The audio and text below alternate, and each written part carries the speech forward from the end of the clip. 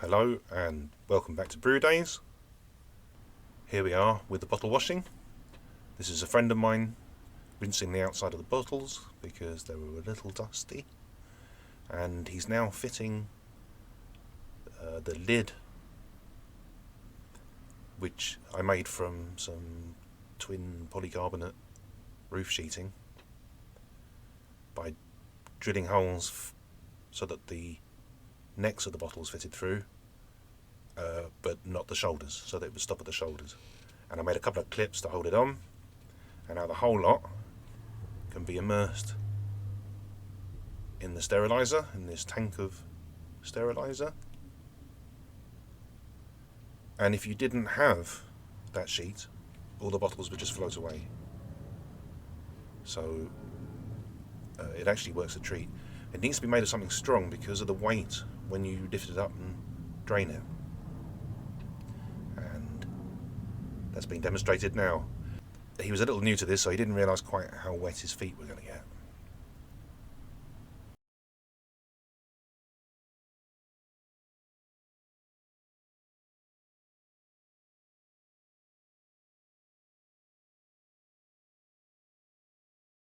So now that goes straight onto the next lot of bottles. They're in the tank soaking now, and then the original lot are being rinsed off, the steriliser being rinsed off the outside prior to rinsing the inside. I've got this handy bottle washer. No matter how you're washing your bottles, I highly recommend one of those. And they do them for kitchen sinks, but it is quite a messy process. If you're not careful, you'd be squirting your ceiling. So I think it's worth doing it outside, really, despite the wild yeasts. Give them a little twist to get in the corners, and then once you get the hang of it, get a bit of a rhythm going. It's infinitely quicker than any other method of bottle washing I've ever tried. I'd highly recommend it if you've got a number of bottles to do. I do about 100 bottle batch, so this saves me no end of time.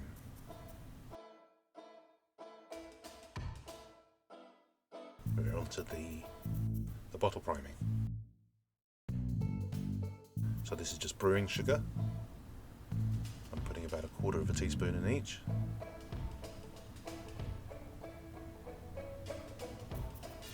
I find that's enough if you're prepared to wait.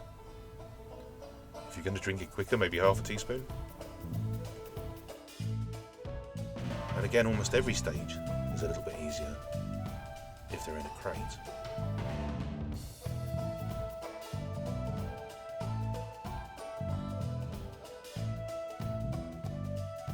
Now onto the filling, and again this is a little innovation where the filler's on the end of a bit of silicone tubing, so that I'm taking the filler to the bottles rather than the bottles to the filler.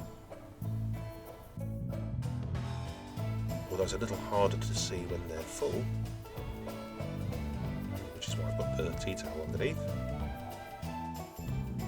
But if you have a bright light overhead and you pay attention, you shouldn't waste too much. There's some incentive in it for you.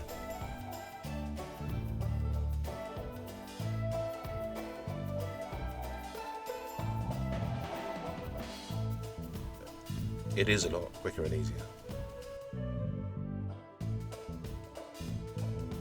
And if you fill virtually to the top, pull out just in time, then the volume of the filler itself leaves just about enough room in the top of the bottle for gas.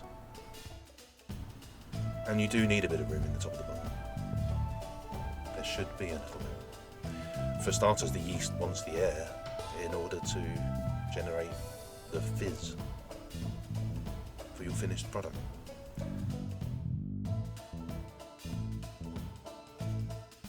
One for the drayman's horse. It was a little flat, but it was tasty.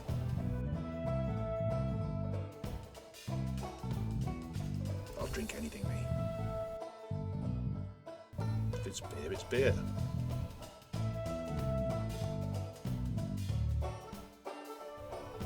And then again, once you get a bit of a rhythm going,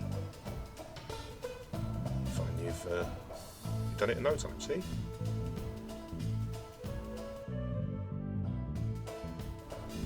Now that that's done, we're on to the capping. So I've got this bottle capper. I just need to adjust it the right height for the bottles. This is why I only collect bottles of this type, because it's too annoying to have to keep adjusting the bottle capper. Also, I tend to start at the front and then take towards the back, so that the ones I'm reaching over already have a cap on them. There you go, here's a close-up of the process. Put a cap on top, put it underneath, pull the lever, good and hard, and on to the next one. And so forth. Right, that's not the same type of bottle, but it was the right height.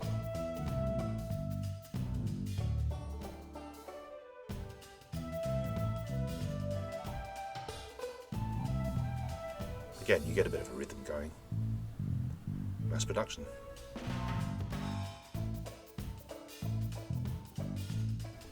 In the end, I got really quick at it, but done it as tries. Lots of lovely beer. All bottled up. All done.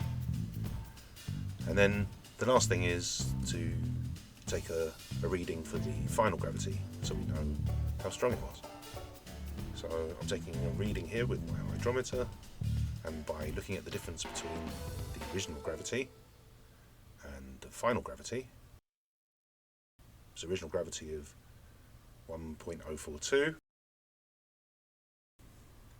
and the final gravity was about 1.015, so it's somewhere between 3.62 and 3.35. Let's call it 3.5. And by the time you've added the priming sugar, that'll bring it up to 3.8 or maybe 4%, which is about spot on for the session bitter that I intended. Lovely jubbly.